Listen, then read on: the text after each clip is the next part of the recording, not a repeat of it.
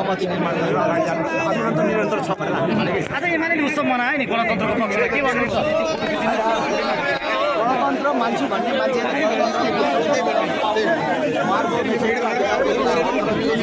सरकारका साथ प्रधानमन्त्रीले काठमाडौँ कब्जा गर्ने र राजावादीहरूलाई टिक्न नदिने रत्न पार्कको त कुरै छोडिदिनु श्रीमोड भित्र पनि चाहिँ आउन नदिने जस्ता कुराहरू भन्नुभएको थियो तर आज गणतन्त्रको पक्षमा कुन तहको प्रदर्शन थियो र विरुद्धमा कुन तहको प्रदर्शन छ अवरोध त भएन नि यहाँहरूलाई के भयो अवरोध भन्ने अवस्था रह्यो अवरोध गर्ने त अब सक्दा गर्ने हुन्छ अवरोध भन्ने चिजहरू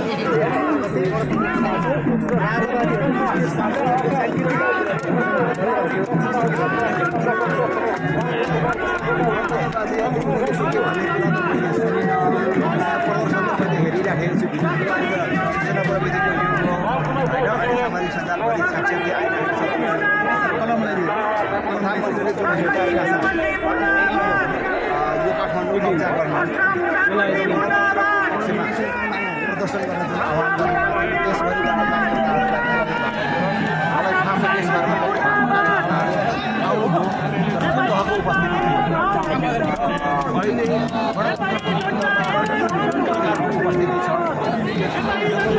मैले जवाब दिइराख्नै पर्दैन त्यस कारणले उहाँहरूको प्रदर्शन उहाँहरूले ठिक लगाउँछु भन्ने कुरामा कतिको विश्वास गर्ने भन्दाखेरि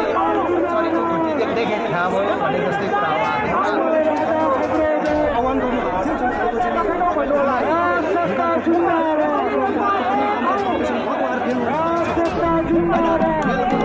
कमजोर भयो भने मैले भन्नुपर्छ तपाईँहरूले देखिहाल्नु पर्ने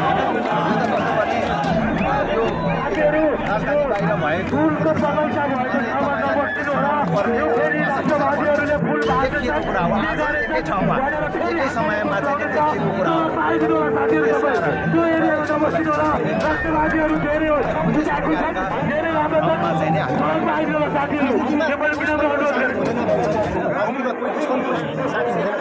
अब राम्रो पछि आगामी